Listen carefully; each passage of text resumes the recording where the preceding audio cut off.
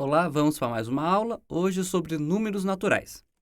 É uma aula bem curtinha que a gente vai rever alguns pontos importantes desse conjunto de números. Tá, primeira coisa, o que são os números naturais? É um conjunto de números que é formado pelo 0, 1, 2, 3, 4 e assim por diante, porque são infinitos, tá? A gente representa como? Simbolicamente, a gente pode usar esse n estilizado, em que ele vai representar o conjunto dos números naturais. A gente escreve aqui o sinal de igual, coloca aqui as chaves e começa a listar os números. Então, você abre as chaves, 0, 1, 2, 3, 4, e vai seguindo infinitamente. Para representar essa ideia que segue infinitamente, nós usamos as reticências, tá bom? E depois fecha.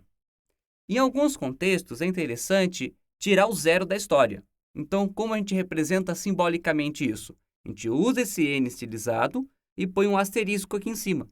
E ele vai cortar o zero. Então, vai começar aqui no 1, 2, 3, 4 e assim por diante. Isso é a representação simbólica. Só para mostrar, tá? Não é tão importante por enquanto, mas só para você já conhecer. Então, as pessoas às vezes confundem. Ah, mas o que são números naturais? Eu acho que o jeito mais simples de explicar é dar um exemplo daquilo que não é. Então, você está no sexto ano, provavelmente, está vendo isso daqui. Ah, mas qual é um exemplo de número não natural? Muita gente me pergunta. Seria o quê? Frações e números decimais. Fração, provavelmente você já viu, que nem aqui 1/4, 3 meios, 48 120avos, são exemplos de números que não são números naturais, que não fazem parte daquele conjunto. E aqui em cima está os números decimais, que é um assunto que é visto ainda durante o sexto ano e que você pode ter visto em dinheiro. Então, por exemplo, eu tenho lá R$ 1,50. Você não escreve desse jeito? O 1,50? Porque esse 1 representa a parte inteira de quantos reais você tem, e a outra parte depois da vírgula são pedacinhos, que quando você completa 100, você obtém R$ 1. Então, tem 50 centavos. Se você completar 100 centavos, você forma R$ 1, tá bom? Esse tipo de número, ele é quebradinho, e ele não é um número natural. Agora, quais são as características ali dos números naturais? Primeiro, todo número natural tem um único sucessor. Por exemplo, aqui o 5. Só tem um número que vai estar na frente dele diretamente, que é quem? O 6. Se você colocar todos os números em ordem, o próximo número depois do 5 é o 6. Ele é o sucessor, é o que vem na frente. Agora, o 0, ele é o primeiro número natural e o único que não tem antecessor. Então, vamos lá. Se você montar a ordem aqui, 0, 1, 2, 3, 4 e assim por diante. Você pode ver que o 1 ele tem um sucessor, que é o 2, e o 2 ele tem um sucessor, que é o 3, e segue assim por diante. Agora, o 2, ele tem alguém que vem antes dele? Tem, ele tem um antecessor, que é 1. O 1 tem algum antecessor? Tem, é o 0. O 0 tem algum antecessor? Não, não tem, porque ele é o que começou. Ele é do início, então ele não tem nenhum antecessor. Isso quer dizer o segundo item ali. E, por fim, números diferentes têm sucessores diferentes. Basicamente é o seguinte, o 5, o sucessor dele é o 6. Agora, o 6, que é um número diferente do 5, o sucessor dele é 7. Então, tá vendo que números diferentes vão ter um sucessor que é um número diferente também? Não tem como repetir? Não tem como eu ter o 5 e ele ter um sucessor que é o 6, e eu pegar um outro número, sei lá, o 20, e o sucessor dele também ser o 6. Entendeu? Essa que é a ideia. Então, números diferentes têm sucessores diferentes. Essas são algumas ideias básicas do como a gente consegue dar características para o que é um número natural, tá bom? Agora, os números naturais também podem ser colocados em ordem, como a gente já viu lá atrás. Começa lá 0, 1, 2, 3, você consegue pôr uma ordem neles. E, dentro disso, a gente consegue dizer qual que é maior e qual que é menor. Então, por isso que está falando aqui que podemos determinar a ordem dos números naturais e dizer quem é maior ou menor. E para isso, a gente tem um símbolo próprio, que é essa setinha aqui, parece uma setinha, tá? 1 representa menor do que, isso que ele significa, e o outro representa maior do que. Então, olha só, eu tenho aqui 15 e o 18. Olhando da esquerda para a direita, o que o 15 é? Ele é menor do que o 18. Então, vou usar o símbolo do menor. Então, vou escrever assim. Então, 15 é menor do que 18. Agora aqui o 7 e o 5, da esquerda para a direita. Bom, o 7 ele é maior do que o 5. Então, eu vou escrever este símbolo aqui. Tá certo? 9 e o 23. O 9 ele é menor do que o 23. Então, eu vou escrever assim. E agora 48 e 62. 48 ele é menor do que o 62. Então, eu escrevo desse jeito aqui. Qual é a dica que eu dou? Então, tem duas, né? Uma que eu gosto de pensar é o seguinte. O biquinho, que é a pontinha da seta, está indicando para o menor número. Então, por isso aqui o 15, ó. Está apontando para ele que é o menor. O 7 e o 5. Quem que é o menor? Não é o 5? Ó, o biquinho está apontando para o número menor. Sempre assim? Sempre assim. Mas como é que eu vou ler cada um? A gente não lê da esquerda para a direita? Então, se o biquinho estiver para a esquerda, ele é o menor, que está indicando para o menor. Caso contrário, se a boquinha que está aberta aqui, que é o lado maior, vai ser o símbolo do maior. Esse é um jeito que eu gosto de pensar para você diferenciar um do outro, tá? Outra forma que as pessoas fazem é o seguinte. Elas pegam aqui o símbolo e cortam. Então, aqui cortando, formou um 7, mais ou menos, né? E se você cortar aqui, forma um 4. Para diferenciar quem que é o maior e quem que é o menor. Eu não gosto, eu prefiro pensar na pontinha.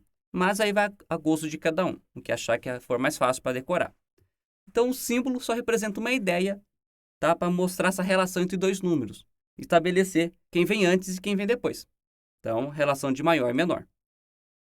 Além disso, a gente consegue colocar os números na reta numérica. Então, o que seria uma reta numérica? Vou pegar uma retinha, um segmento, eu vou marcar paralelo início, que é o 0, onde começa tudo, e eu marco aqui quanto que vai representar para mim uma unidade. Aí, se você pegar esse segmento que eu destaquei, olha só, e eu pôr ele na retinha de novo, eu vou formar o 2. E se eu pôr aqui para frente, eu vou formar o 3. E depois de novo, eu formo o 4. E assim por diante. Então, você vai conseguindo pôr as unidades na reta numérica, porque aquele segmento está representando 1. 1 mais 1, 2. 2 mais 1, 3. E assim por diante. E aqui, de novo, você consegue ver os números que eles têm uma ordem. Cada um deles tem um único sucessor e um único antecessor. Só o 0 que não tem ninguém antes dele, então não tem antecessor nenhum. E também a ideia de números consecutivos.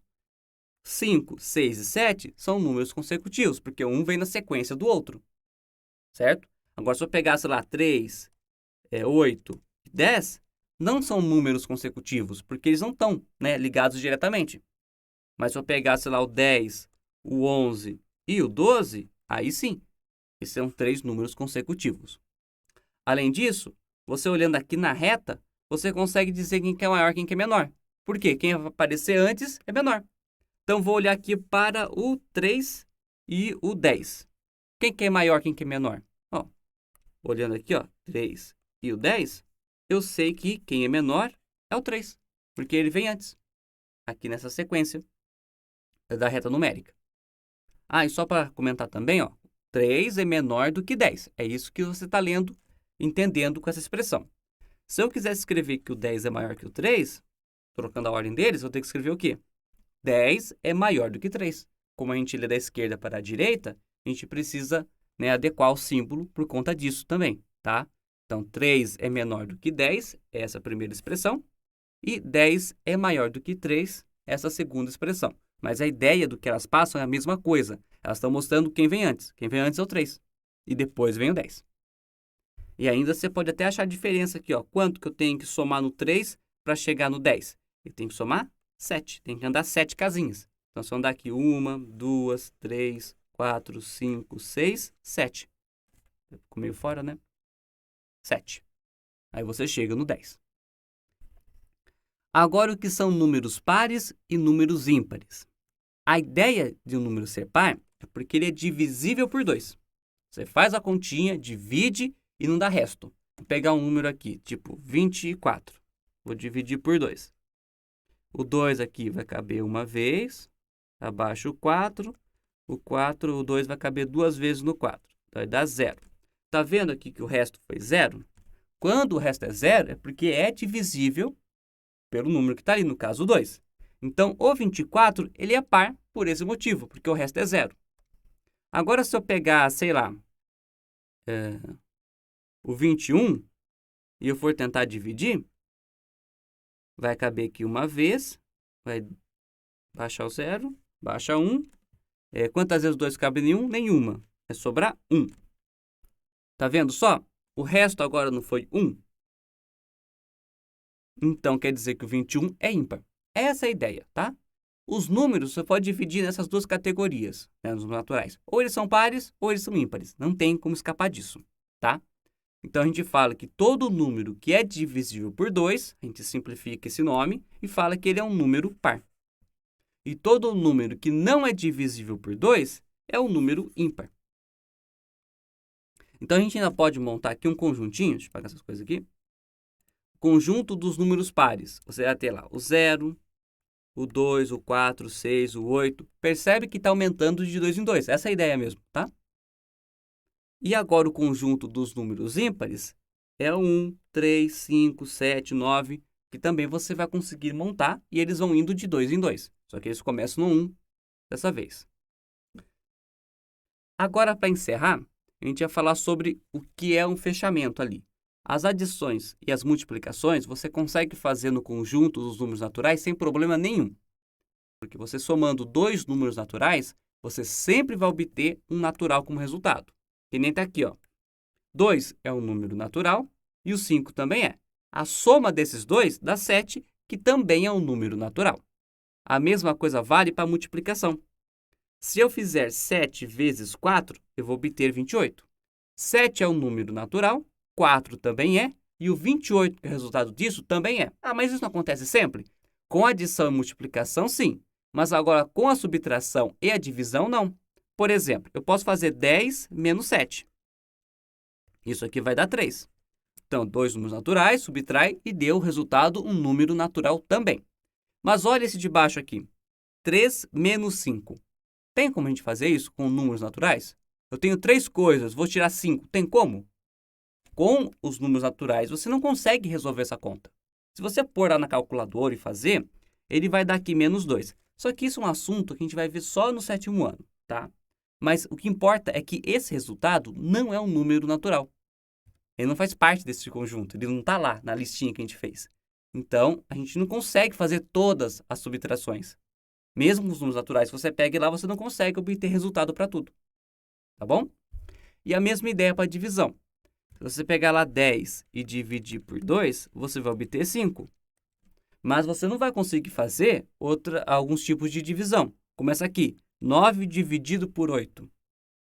Você vai fazer a divisão e ficar lá, 9 dividido por 8, vai caber 1 e sobra 1. Mas você não consegue terminar a conta, percebe? Coube uma vez inteira, mas sobrou 1. Você só para nisso. Claro que se você pegar a calculadora e fazer 9 dividido por 8, você vai chegar em 1,125. Só que isso aqui é um número decimal, não é um número natural, tá? Não faz parte daquele conjunto que a gente estava lidando. Então, por isso que a gente diz que, mesmo ali você tendo a divisão entre números naturais, só esse conjunto de números não é capaz de dar o resultado de todas as continhas, tá? Então, isso que quer dizer que você é fechado. No caso, adição e multiplicação, que você pode somar ou multiplicar o que você quiser dos números naturais. Você sempre vai obter um resultado que é um número natural. Mas isso não vale para subtração e para divisão. Mas em outros conjuntos numéricos, a gente vai conseguir fazer isso. Tá certo? Então, por enquanto é só. Até a próxima aula.